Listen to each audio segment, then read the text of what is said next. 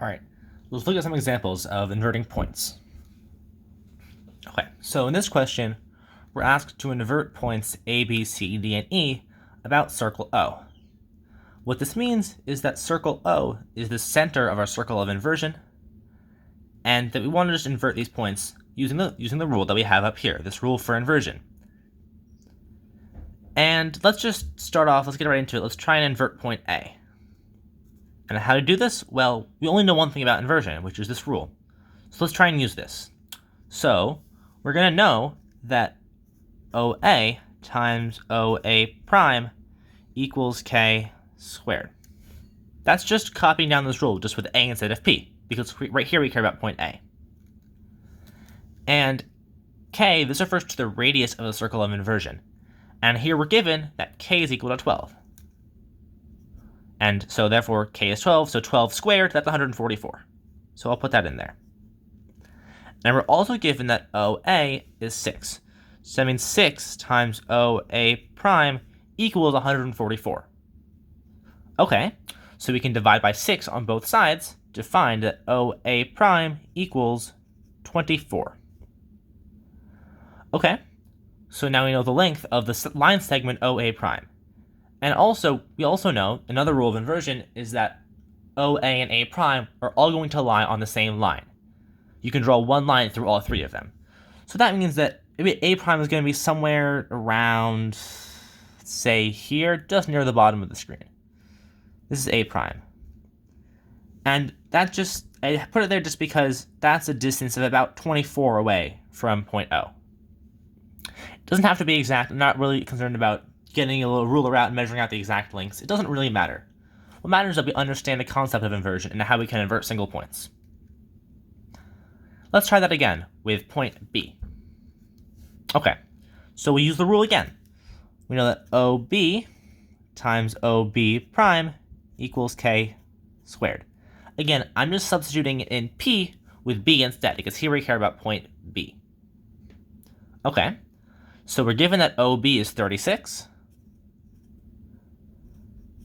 And we know that, again, K squared, K is the radius is 12, K squared is 144. Just as before. And again, we can divide by 36 on both sides to find that OB prime equals 4. And that means that the distance from O to B prime has to be around 4. So we'll say that that's around here and label that as B prime. Again, I'm not worrying about the specifics exactly, but just know that B prime should be around there. All right, let's do it again. We know that, let's try and invert point C. To do that, we'll use the fact that we know that OC times OC prime equals K squared. Exactly, it's just the same rule, exact same thing again. OC we're given is 8. OC prime was the thing we're trying to find out, and K squared is again 144. So we can divide by 8 on both sides to find that OC prime is equal to 18. Okay, so that means that C prime is going to be around here.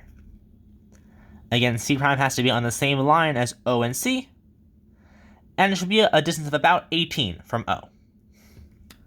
All right, we'll do 2 more examples. Now we'll inflect point D, and to do that, we'll use the rule, right? We have OD times OD prime equals K squared. All right, OD is 16. We're trying to find OD prime, and it's equal to 144, as before. All right, we'll divide by 16 on both sides to find that OD prime equals 9.